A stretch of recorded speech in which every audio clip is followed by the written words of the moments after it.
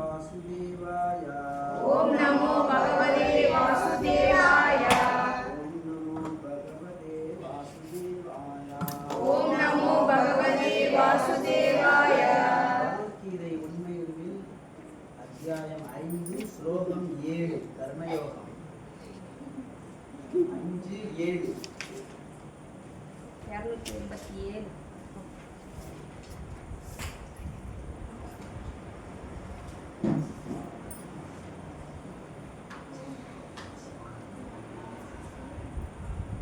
நேரடி தொடர்பில் வந்திருக்கு.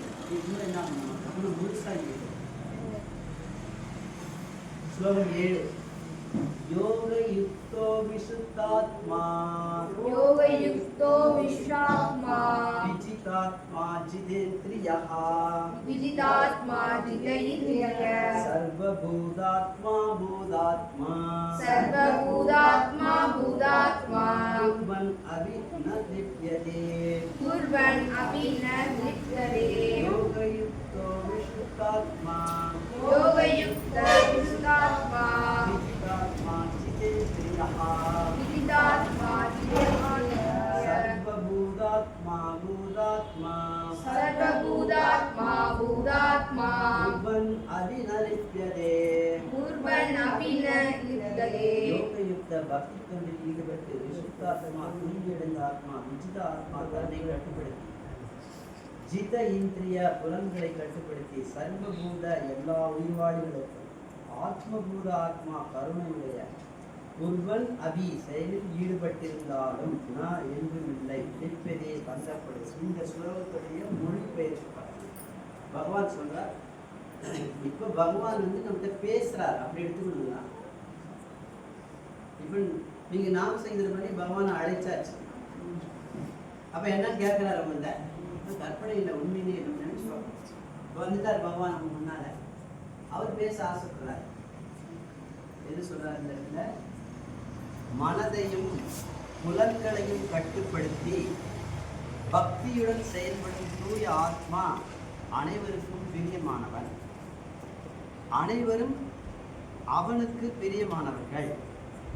எப்போதும் செயலில் ஈடுபட்டுள்ள போதிலும் அத்தகு மனிதன் பந்தப்படுவது இல்லை. பொருளுரை பணி என்கிறார்கள்.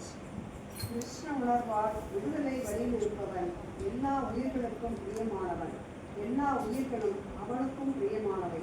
இது அவனது கிருஷ்ண உணர்வினாலேயே ஒரு மரத்தின் இலை கிளைகள் அதனின்றும் தனித்தனியாக பிரிந்து வாழாமை போன்ற எந்த உயிரையும் ஸ்ரீ கிருஷ்ணரிடமிருந்து அத்தலைவனால் தனியாக பிரித்து காண முடியாது.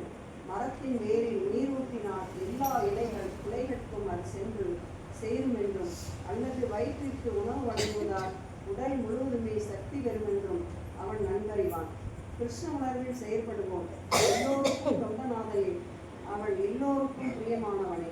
மேலும் எல்லோரும் அவனது செயலால் திருப்தி அடைவதால் அவன் தூய உணர்வில் இருப்பவனாகின்றான்.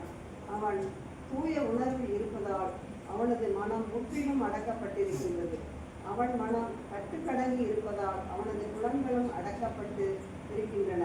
அவனது மனம் எப்போதுமே கிருஷ்ணர் மீது நிலைத்திருப்பதால் கிருஷ்ணரிடமிருந்து அவன் விலகியிருக்க வாய்ப்பே கிடையாது. இறை தொண்டை தவிர பிற விஷயங்களில் அவன் தனது புலன்களை ஈடுபடுத்துவான் என்பதற்கும் இடமில்லை. கிருஷ்ணர் சம்பந்தப்பட்டவரை தவிர பிற விஷயங்களை கேட்பதிலும் அவனுக்கு எந்த விருப்பமும் இல்லை. அவருக்கு அர்ப்பணிக்கப்படாத எந்த உணவையும் உண்ண அவன் விரும்புவதில்லை. அவர் சம்பந்தப்படாத எவ்விடத்திற்கும் போகவும் அவன் விரும்புவதில்லை. எனவே அவனது புலன்கள் அடக்கப்பட்டுள்ளன. புலனடக்கம் உடையவன் யாரையுமே துன்புறுத்துவதில்லை. அர்ஜுனன் கிருஷ்ண உணர்வில் இருக்கவில்லையோ, அவன் ஏன் போரில் பிறரை துன்புறுத்த வேண்டும் என்று கேட்கலாம். வெளிக்காட்சிக்கு மட்டுமே அவன் துன்புறுத்துவது போல காணப்பட்டான். ஏனெனில் ஏற்கனவே 2ஆம் அத்தியாயத்தில் விளக்கப்பட்டபடி ஆத்மாவுக்கு அழிவில்லையாதலில் போரில் கொல்லப்பட்டவர்கள் ஒவ்வொருவரும் தனித்தனியே தொடர்ந்து வாழப்போகிறவர்களே.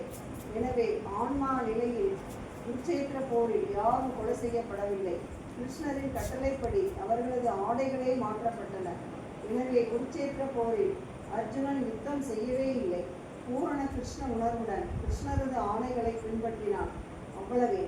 அத்தகு மனிதன் செயல்களின் விளைவுகளில் சிக்குவதே இல்லை.